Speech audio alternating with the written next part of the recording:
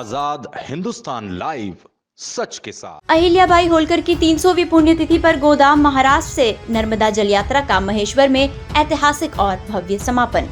25 अप्रैल को त्र्यंबकेश्वर महाराष्ट्र से हुई शुरुआत। विभिन्न नदियों का पवित्र जल व चोंडी महाराष्ट्र की मिट्टी संग पहुंची यात्रा। भवानी माता चौक से निकली भव्य शोभा यात्रा। ढोल ताशों से गूंजा नगर। सीएम डॉक्टर मोहन यादव व युवराज यशवंत राव होलकर को कलश सौंपे। अहिल्याबाई होलकर की 300वीं पुण्यतिथि के उपलक्ष्य में आयोजित गोदा से नर्मदा पुण्य श्लोक अहिल्या देवी जल यात्रा 2026 का बुधवार शाम महेश्वर में ऐतिहासिक और भव्य समापन हुआ। ये जल यात्रा 25 अप्रैल को त्र्यंबकेश्वर, नासिक और चौंडी जन्मस्थली महाराष्ट्र से मुख्यमंत्री देवेंद्र फडणवीस और उप मुख्यमंत्री एकनाथ शिंदे के करकमलों से प्रारंभ हुई थी। महाराष्ट्र से मध्य प्रदेश तक विभिन्न नदियों से पवित्र जल संग्रहित कर यात्रा चोंडी महाराष्ट्र की मिट्टी के साथ कल शाम लगभग 4 बजे महेश्वर पहुंची। नगर में प्रवेश करते ही भवानी माता चौक से भव्य शोभा यात्रा निकाली गई, जो प्रमुख मार्गों से होती हुई पवित्र नर्मदा घाट पहुंची। ढोल ताशों की गूंज, लोक नृत्य की आकर्षक प्रस्तुतियां और पारंपरिक वेशभूषा में सजे श्रद्धालुओं के नृत्य ने पूरे माहौल को भक्तिमय और उत्सवमय बना दिया। रास्ते में जगह जगह मंच लगाकर नगरजनों द्वारा पुष्प वर्षा से यात्रा का स्वागत किया गया। रणजीत हनुमान चौक पर नगर परिषद द्वारा अध्यक्ष प्रतिनिधि गजराज यादव के नेतृत्व में भव्य स्वागत किया गया। अहिल्या घाट पर समापन समारोह के दौरान यात्रा में लाया गया पवित्र जल मुख्यमंत्री डॉक्टर मोहन यादव एवं युवराज यशवंत राव होलकर को विधिवत कलश के रूप में सौंपा गया। इस अवसर पर अपने संबोधन में मुख्यमंत्री डॉक्टर मोहन यादव ने महाराष्ट्र से आए सभी मंत्रीगणों, जनप्रतिनिधियों एवं श्रद्धालुओं का आभार व्यक्त करते हुए इस आयोजन को सांस्कृतिक एकता और जल संरक्षण का अद्भुत उदाहरण बताया। कार्यक्रम में महाराष्ट्र एवं मध्य प्रदेश के कई मंत्री, सांसद, विधायक और वरिष्ठ अधिकारी मौजूद रहे। वहीं पूरे आयोजन को लेकर जिला प्रशासन पूरी तरह मुस्तैद रहा।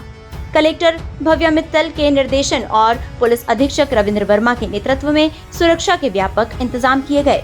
जल यात्रा धार्मिक आस्था के साथ साथ जल संरक्षण का संदेश देने वाला एक महत्वपूर्ण अभियान भी रही, जिसने महाराष्ट्र और मध्य प्रदेश के बीच सांस्कृतिक समन्वय को और मजबूत किया।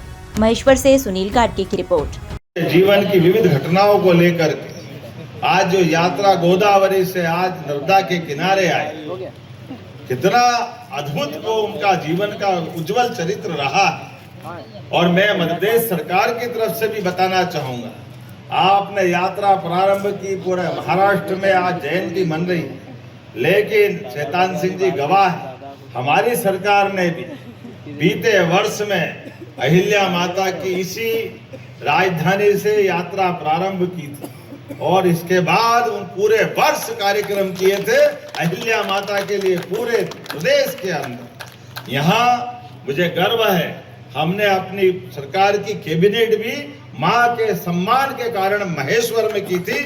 हमें इस बात का भी आनंद है और माँ का रोल वात्सल्यपूर्ण भी, लेकिन दुश्मनों के लिए रणचंडी बनकर भी जो रोल होता है, माँ का वो रोल भी हमको याद आता है। मुझे याद है उज्जैन से बढ़ने वाला पेशवा, उस काल की जो भी घटनाक्रम हुआ होगा, लेकिन युक्ति बुद्धि से माँ साहब ने उसका भी रास्ता निकाला। नारी शक्ति की सेना बना करके, युद्ध में सन्नद्ध होकर के, अपनी व्यवस्थाओं के बलबूते पर शासनकर्ता का रोल जो हो सकता है, सचमुच वह अहिल्या माता का रोल अद्भुत था। उस काल के लिए, उस समय के लिए जो अनुकूलता थी वो सब कुछ था। इतना ही इसलिए हमने दशहरे के लिए शस्त्र पूजन का काम इसी महेश्वर की धरती पे किया था, दशहरा यही मनाया।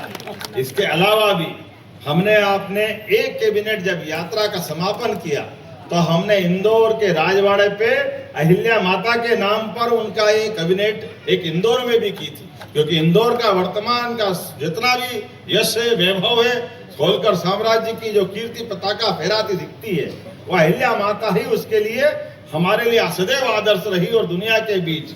और जिस प्रकार से संयोग सुखद है, आज हम जहाँ माँ नर्मदा के किनारे अहिल्या माता को याद कर रहे हैं और सौभाग्य की बात है, आज सवेरे बनारस गंगा के किनारे यशस्वी प्रधानमंत्री गंगा को नमन करते हुए अहिल्या माता निर्मित उस देवस्थान पर बाबा विश्वनाथ को प्रणाम कर रहे थे। ये सुखद संयोग है। सुबह भी अहिल्या माता, शाम के समय पे भी आनंद आता है।